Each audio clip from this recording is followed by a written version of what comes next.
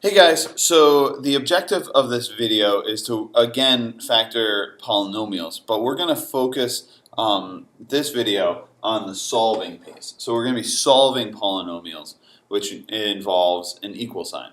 Before there was no equal sign, we were just factoring them to find the greatest common factor. This video is all about solving, actually finding what x is. Now we use a property that's called the zero product property.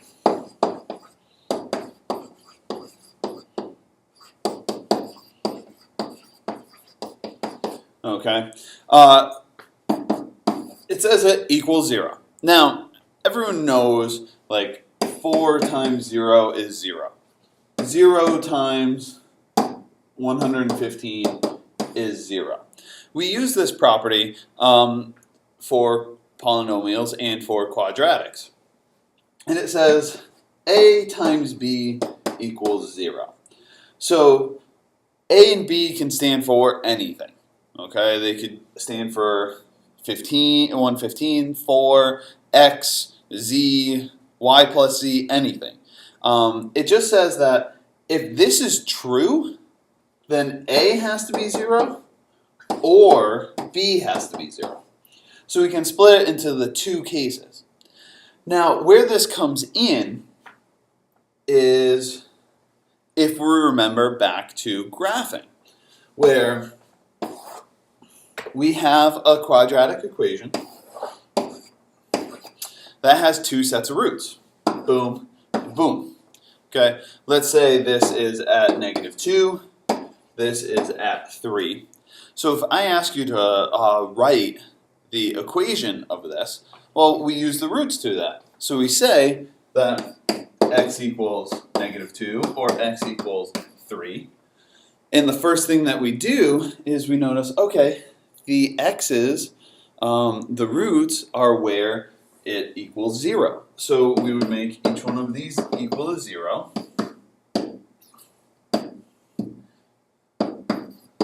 And then we can bring them together.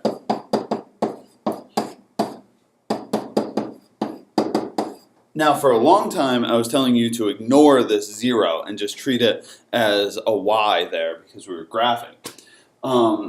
Now we're going to work back up to this way. So this uses the zero product property. If x plus 2 times x minus 3 equals 0, well, either x plus 2 has to be 0 or x minus 3 has to be 0.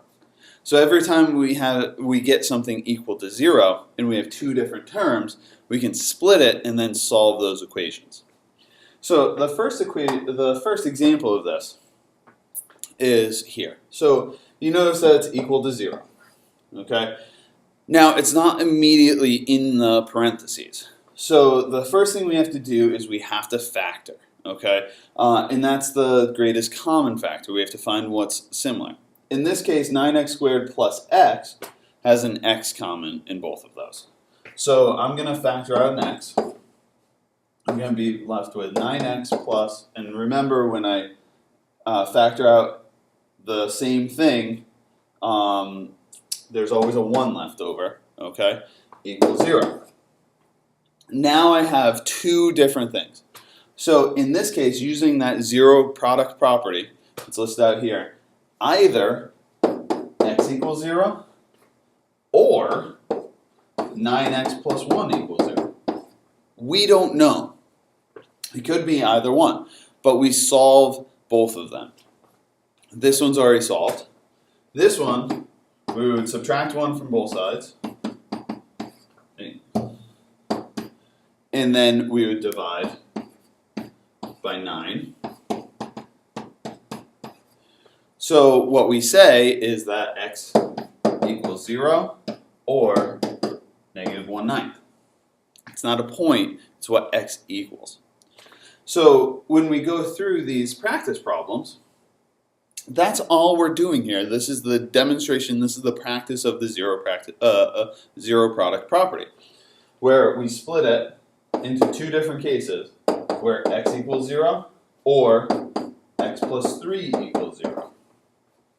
So either x equals 0 or x equals -3. In this case, we would do 3m equals 0 or m minus 4 equals 0. Solving this, again, when I divide by that 3, m is still 0. Common mistake there is to think of it as addition or subtraction. Or when I add 4 to both sides, m is 4. This property right here is where we're going to be going when we're factoring trinomials or quadratics, where we have to split it and solve 2. Now, you might be thinking, okay, well, when these things are just equal to 0, really it's just the opposite sign, right? The r equals the 3, r equals negative 2. And you got into that habit when we were talking about roots.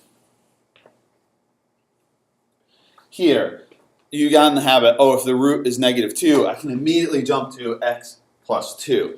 And that's something that I want you guys to make the jump of, but it's not always the case. So I just want to make sure that you understand that we do still have to solve that equation. Because sometimes we have a number like 9x plus 1, we have that number multiplying x, and it changes, okay? And there are some other examples in here, just like 4 and 5. So we would still split it.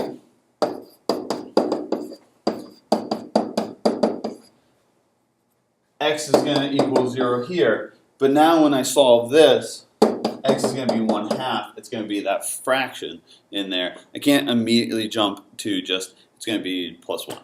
Okay. So m here is going to be negative 2 or 3. I can solve those just by splitting. I'm not going to waste your time going through another example like that.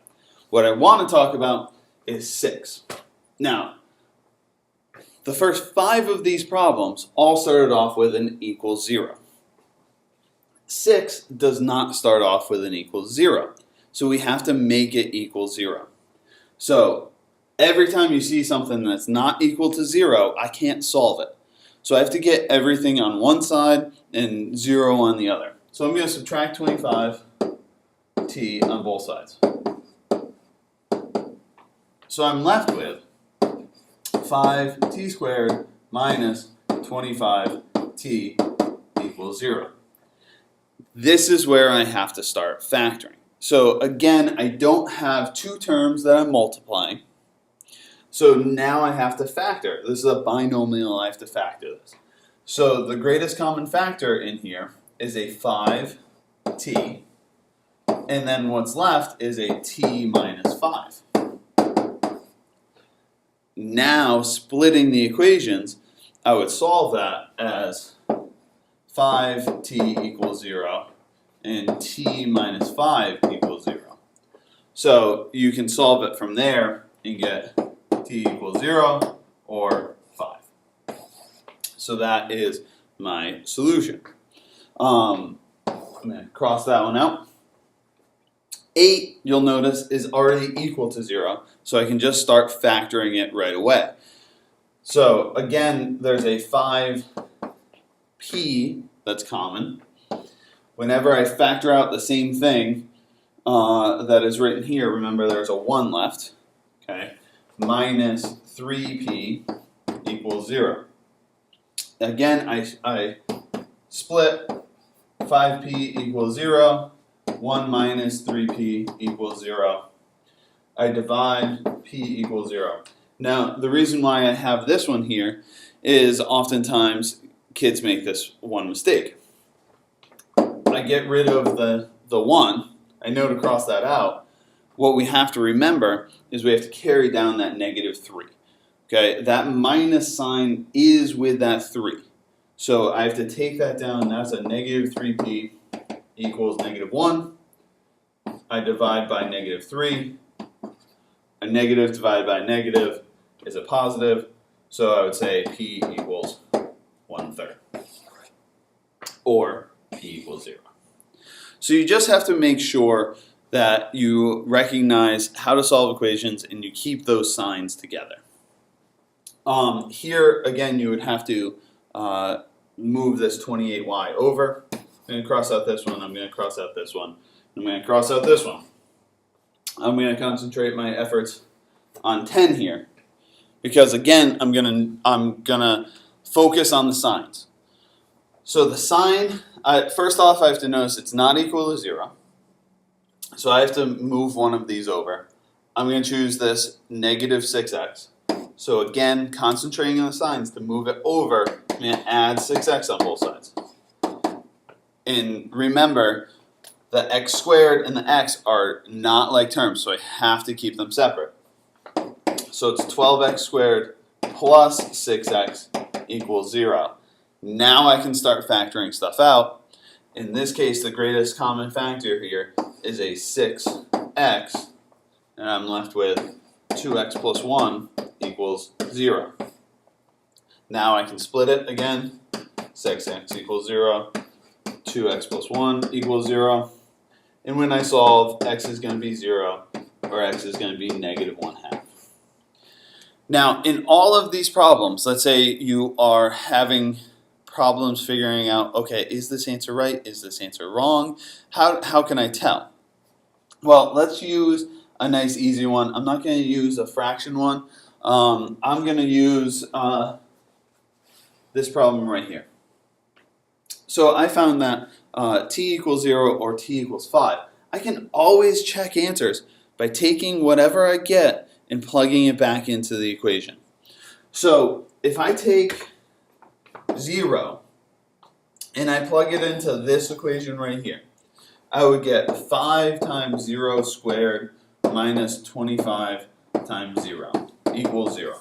Well, 0 times anything is 0. 0 times anything is 0. So 0 equals 0. So that's a check. I can then take this 5 and plug it in. Same thing.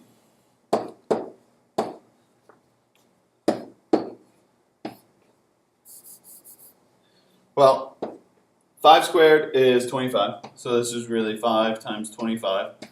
Remembering PEMDAS, I gotta do the exponent first and then the multiplication. Minus 25 times 5 equals 0. Now, if I did everything at once, I might not see this, but do you notice that's 5 times 25 and 25 times 5, and they're subtracting each other? They're going to be the same number. So no matter what, this is 125 minus 125, it's going to be 0 equals 0. So that's my ultimate goal, is I can take these points and plug them back in and solve. So that works. So please complete the practice problems on the backside of the factoring worksheet and come in with any questions that you have. Thank you.